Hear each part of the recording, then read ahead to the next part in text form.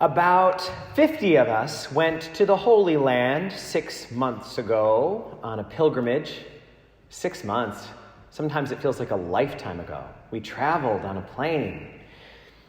Well, there were a lot of folks on that trip, and one of them was a woman who I imagine is watching today, Edie from Sacred Heart Church in Stamford in Delaware County. She's an excellent lector. And often she would read the scriptures in the exact place where the scriptures happened. So we'd be sitting in a synagogue where Jesus performed a miracle, and she would read the scripture of that miracle. And she did it beautifully. Often after she would do a reading, people would come up to her and they would say, "Wow, you're really good at this. What a beautiful reading." And she would say, "Oh, how wonderful. Glory be to God." And I remember one time saying to her, "I love that you say that. That is just so charming." And she said, "I'm glad, but I don't say it because it's charming. It's just the truth. Any good that I do is a direct result of God in my life, making it possible. It's always God's doing." So how interesting on this day, we're hearing so much about glory and have a chance to learn that glory pertains always and only to God. Glory is something that is for the divine, the supernatural, the things of heaven.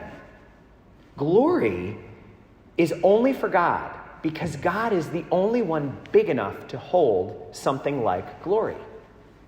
But glory is so majestic and wonderful, we humans want a piece of the action. We say, "I like the sound of that glory. I wouldn't mind some glory." But we cannot contain glory. So it never satisfies us. It always fails to fit the situation. One example from my life is back when I was a kid, starting at an early age. I used to always have these grand plans for my state funeral. It was gonna be so majestic. Let me tell you a little bit about it. Bells ringing everywhere. Everyone in black lining the streets and crying. You've never seen such crying. Now, just to be fair, I did not want to die. That wasn't something that I wanted. I actually would have liked to have been somewhere in the crowd watching the funeral. It was going to be so wonderful.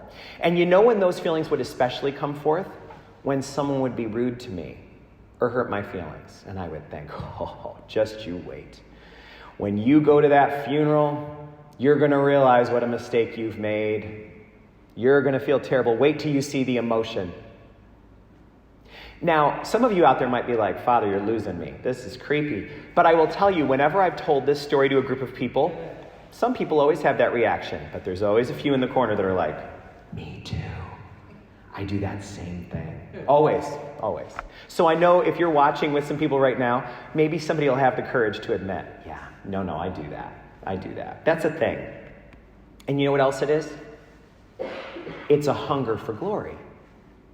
That's what that is. Now, you can see right away, that's not a great pastime. Why would a human be dreaming about a grand funeral?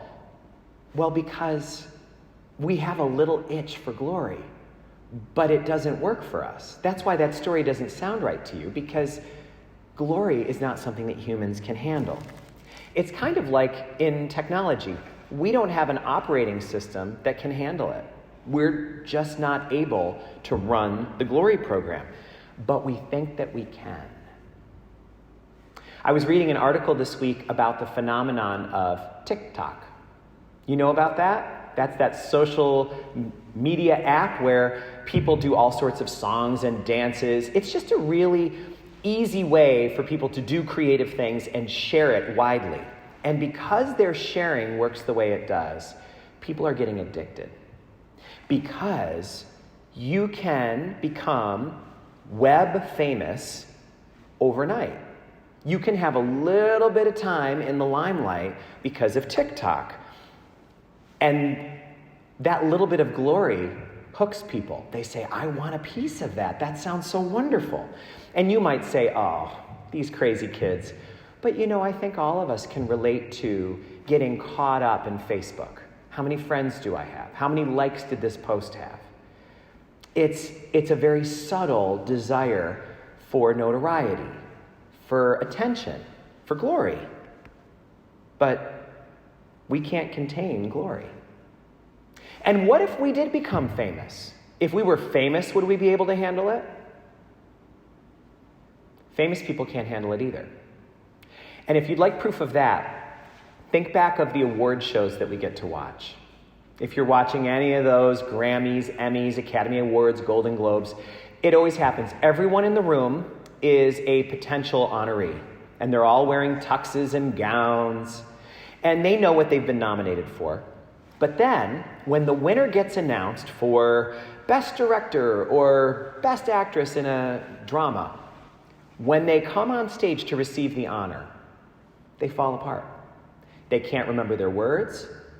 They don't have poise. Often they stammer and they say, I don't know what to say. Now, how could they not know what to say? They knew they had a very good chance of winning what they've been nominated for. They say things like, I feel so humbled by this. I want to thank God and my family and the camera crew. And I couldn't have done this without all of the people that were there, all of the tech help. And I want to thank my teacher from 3rd grade. Why do they do that? It always struck me that they would say, I feel so humbled. That's a pretty universal thing for people to say in that moment. Why would they feel humbled when they're being exalted? Because they can't handle glory. Because glory's not for us. That's why it doesn't work, even for a famous person. Just because you're being honored or glorified doesn't mean you can handle that. We lack the operating system for glory because we're not God. Last Friday, if you were in this part of the country, you experienced some violent weather. They told us it was coming. They said, we're going to have maybe the first really violent thunderstorms of the summer happening now. Well, the thunderstorms came through and there was a tornado as well, north of Albany. And in this part of the country, tornadoes are not very common. So that was a real shock. The sky was so dark, the winds were so violent, branches down everywhere, some power outages too. But after the storm passed, there was a rainbow like you could not believe. And I was thinking back to my middle school science teacher who taught me about Roy G. Biv. There was Roy G. Biv, every color of the rainbow. And the rainbow spanned from the ground up to the ground. It wasn't just a stripe of color, it was a full rainbow. And I was in awe of it. So this is actually a very interesting opportunity for us to consider why glory doesn't work for humans. And it's just a comparison exercise. So if it works to close your eyes, you can close your eyes. You don't have to. But you can think about this. When is the last time that you received a good compliment? You know, one of those compliments like, I just want to tell you, you are so good at this. Or a compliment like, you're the best teacher my child ever had. Or, are you losing weight? You look great. Think about how that felt to receive that compliment. And now that you've got that feeling, compare it to the last time you saw a rainbow that had all the colors of Roy G. Biv. Think about the first time you saw the face of your grandchild, or when you were in the woods on a sunny day and all of the light was dappled by the leaves of the trees. If you compare those two feelings, the compliment which gives us a little glory, and the experience of creation which gives glory to God, do you see the difference in the tone of that experience, in the quality of it? Do you see how experiencing God's creation in its fullness of potential makes you just want to say, glory be to God? My friend from college, Mark, lost his mom last fall, and I was honored to be the one to celebrate the funeral.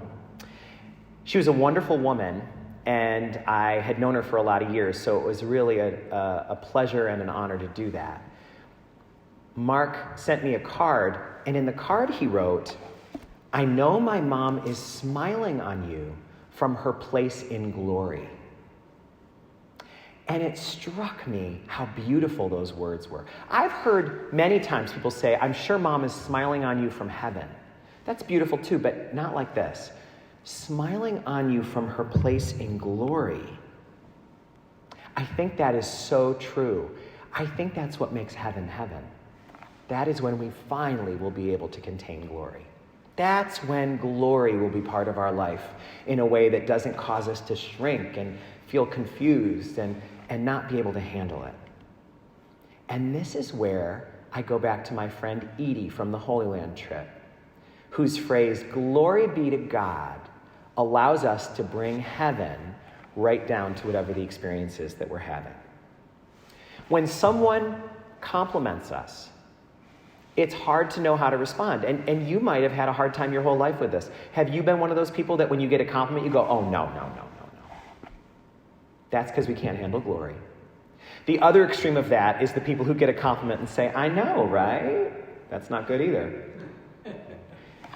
You know what would be a much better option? Glory be to God. Because as Edie said, it's the truth. And that's a great way to receive an affirmation and not hold on to it. So why say, "I'm so humbled by this award"? How about glory be to God? Instead of saying, I don't know what to say, or "No, I can't own that." How about just say, "Glory be to God"? It's okay to recognize that God's glory gave us whatever we have, because it's an affirmation of the fact that we're God's children. And as God's children, we can't contain glory, but we participate. Wherever we go doing good, we trail wisps of that glory. We trail wisps of God's glory everywhere we go doing good. That glory follows us. We can't contain it, but it can be behind us in our good deeds and in our loving actions.